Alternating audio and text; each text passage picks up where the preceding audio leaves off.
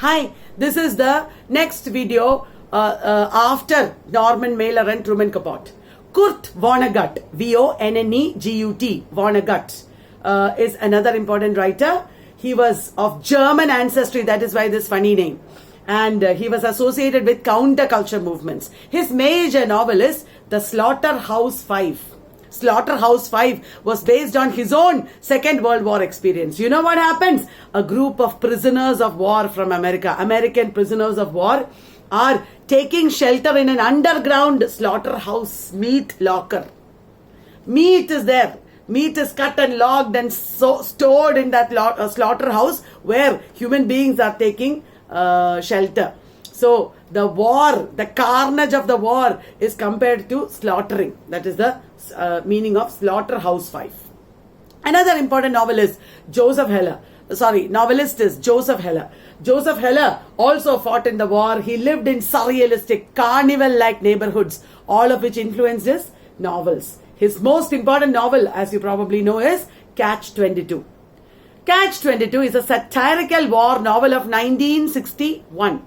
1961, many novels were written in 1961. Please look up and study.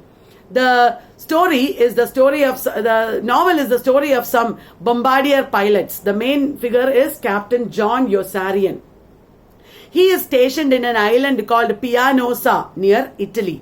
And the story is told in a very postmodern manner, breaking up chronology. It is not linear, full of digressions, flashbacks, paradoxes, inversions, and so on.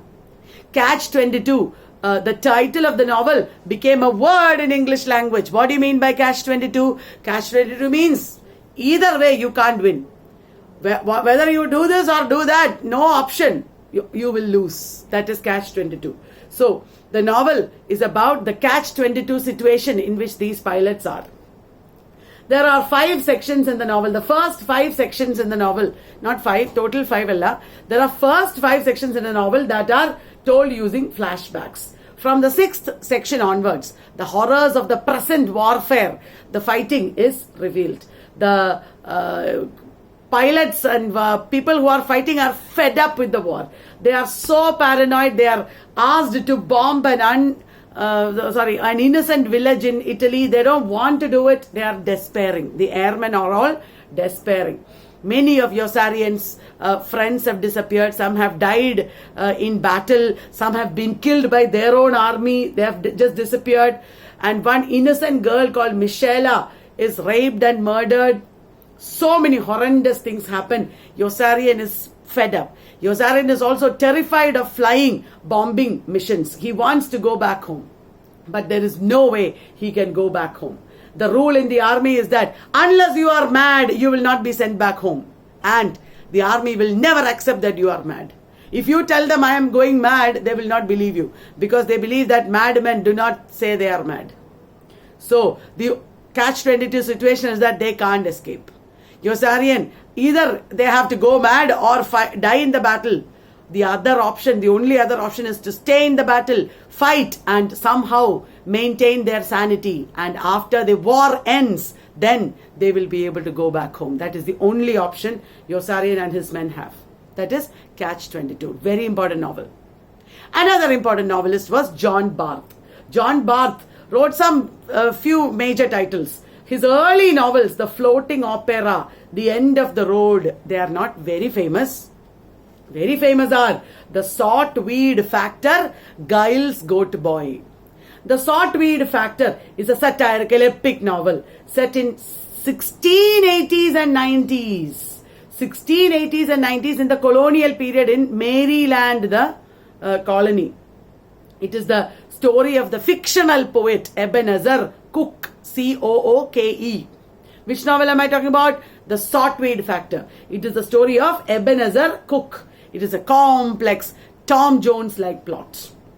Giles Goat Boy is also a metafictional postmodern novel, and it presents what is called fabulism.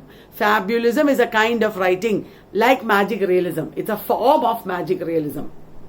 Giles Goat Boy is an example for fabulism. Short story collections are also there. John Barth's Chimera is famous. It is based on Arabian Nights, I think. Chimera. Chimera. Lost in the Fun House. Short story collection by John Barth.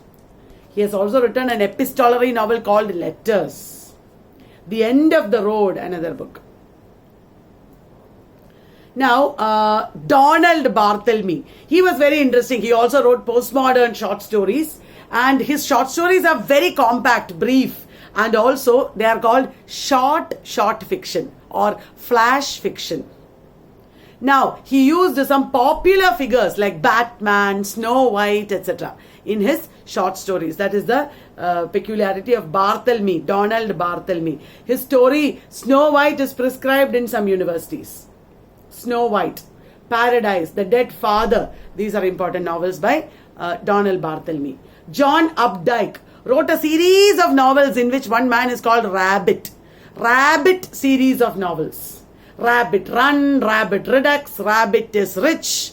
Hey, don't think that these are some unimportant novels. 2 of these novels got Pulitzer Prize. Rabbit is Rich and Rabbit at Rest. 2 got Pulitzer Prize. And John Updike has written Scarlet Letter Trilogy. Did you know that? Scarlet Letter Trilogy. Another funny novel is The Witches of Eastwick. The Widows of Eastwick. These are novels by John Updike. John Updike has written a novel called Terrorist. At this time, 2006 novel it is, John Updike's Terrorist. At this time, many people wrote about terrorism. You know why? Because of 9/11. 9/11. Cormac McCarthy, I was going to say his name, remember? Cormac McCarthy has also written important novels. His important novel is Blood Meridian. Don't think these are minor novelists, they are major. They ask some of these names and titles in the exam. Cormac McCarthy. The Road is another novel. Many people have written The Road. There is one road, The Road by Wole Soyinka, remember?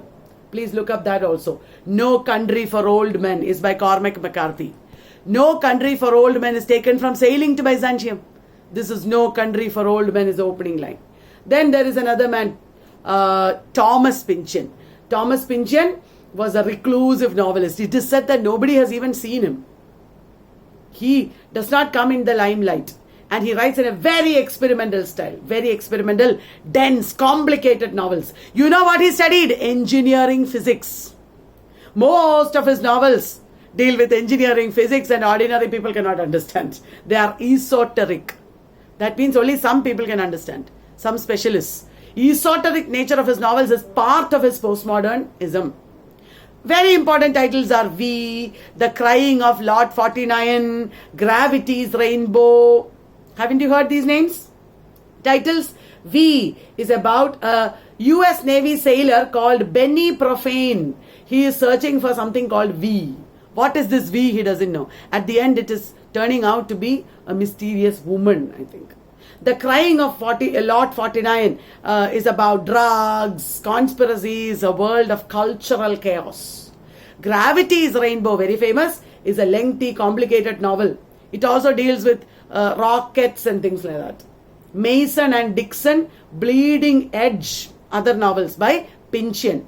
Entropy is a short story. Entropy. There is one Joyce Carol Oates also, very prolific writer. I'm not talking about important novels by Joyce Carol Oates. There are other writers like Paul Auster who wrote New York Trilogy. Bret Easton Ellis, B-R-E-T, Bret Easton, E-A-S-T-O-N, E-L-L-I-S. He wrote Less Than Zero, American Psycho, Glamorama. These are important novels of Bret Ellis. Novels on terrorism, John Updike's Terrorist. Netherland, one novel is there. Don DeLillo's Falling Man. That's a lot. Next will be horror and cyberpunk. Thank you.